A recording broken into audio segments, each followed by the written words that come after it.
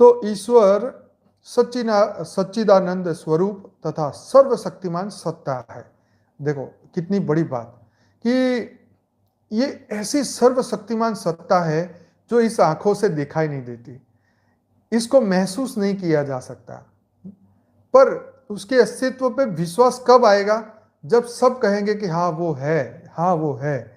2, 5, 10 लोग तो बेचारे कह ही रहे हैं, इतने साधु संत कितने हजारों सालों से बोलते आ रहे हैं, लेकिन जो दिव्य आत्मा है, जो जागृत आत्मा है, वो सब मिलके इस सत्ता के अस्तित्व को माने और बोले और संकल्प करे कि हाँ हम उस सत्ता पे विश्वास रखते हैं, ठीक है, तब लोगों का बिलीफ बढ़ेगा, तब वायुमंडल बदलेगा। नहीं कर करके तो इस वक्त साक्षी बनने का अभ्यास करना है।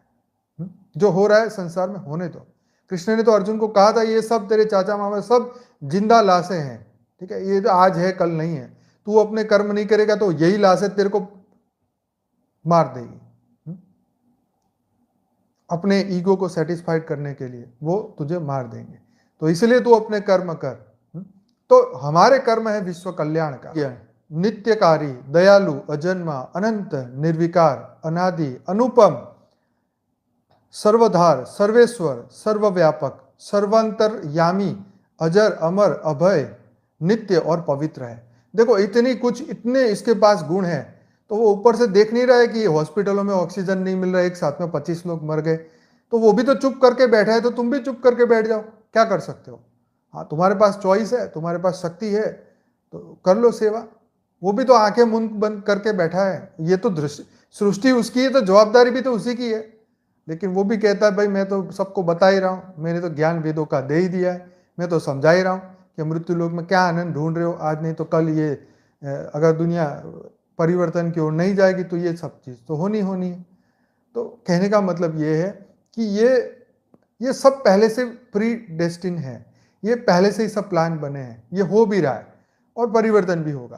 तो यहाँ आत्माओं को समझना है कि कौन से रूट से जाना है, भक्ति से जाना है, ज्ञान से जाना है, या कोई अज्ञान रूट से जाना है।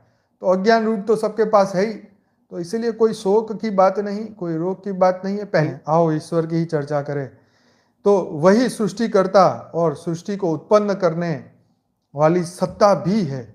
जिस प्रकार से सृष्टि में परमात्मा अनादि व नित्य तथा अमर व अविनाशी है, उसी प्रकार से संसार में चेतन जीवात्माओं तथा जड़ प्रकृति का भी अस्तित्व है। बताओ, जब उसका भी अस्तित्व है तो हमारा भी अस्तित्व है। उसने अपनी शक्ति से ही तो हमें बनाया है। हम कोई पेड़ से तो पैदा हुए नहीं, ना ही हम कोई जानवर से हुए, तो हम तो उस अविनाशी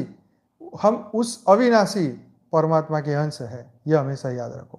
बेहद की परम शांति सोचो, बोलो परम शांति। Join us daily for live meditation, 10 p.m. to 11 p.m. on YouTube Live. Subscribe now. Website www.paramshanti.org. Email us anant@paramshanti.org. Like, share, subscribe. Join today. बेहद की परम शांति सोचो।